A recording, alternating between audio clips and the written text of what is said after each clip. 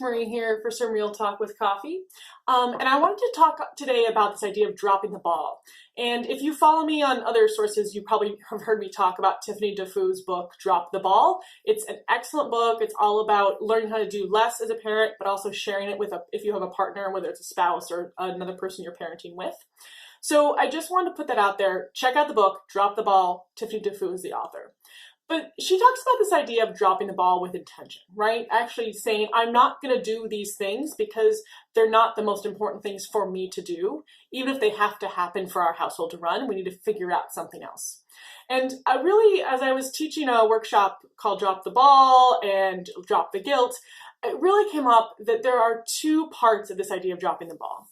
And one part is shifting our expectations of others, right? So saying, okay, I'm going to drop the ball on this and I need, maybe you need somebody else to pick it up. Maybe there's some kind of conversation there, right? There has to be some communication. But the other crucial piece of dropping the ball, if you're going to actually not do something or do less of something, whatever that looks like for you, you have to let go of your own expectations of yourself. Because when I work with parents, this is really the number one thing that gets in the way of us dropping the ball on some things. It's not that we don't want to drop the ball. It's not like that we want to do that thing, whatever it is, whether it's dishes or whether it's laundry or whether it's dealing with the mail or whatever it is.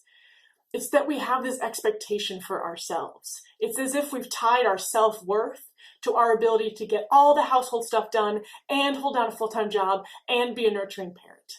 Right? We've tied that not to what we should do or what's on our to-do list. We've actually tied it to who we are as a person. So what I'd like you to do is when you're thinking about something you want to drop the ball on or that you're going to drop the ball on. For me this week, 100% it was dishes. I had 3 nights of workshops. I did not have time in the evening. We did more takeout. Some pots sat in the sink for like 3 days. That's what I dropped the ball on. And, but I didn't look at the dishes and say, I must be a bad person. And I'm telling you, that separation between my self-worth and dishes has been at least a 5-year-long process. That's what I want you to work on today, is really separating your self-worth from the things you're dropping the ball on and let go of some of those expectations, not that others have of you, but that you have for yourself. And that's some Real Talk with Coffee.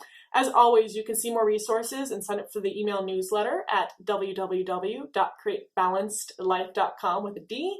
And the newsletter is really the best place where I share sort of my thoughts, but also what's coming up with Create Balance. So thanks so much for watching. See you soon.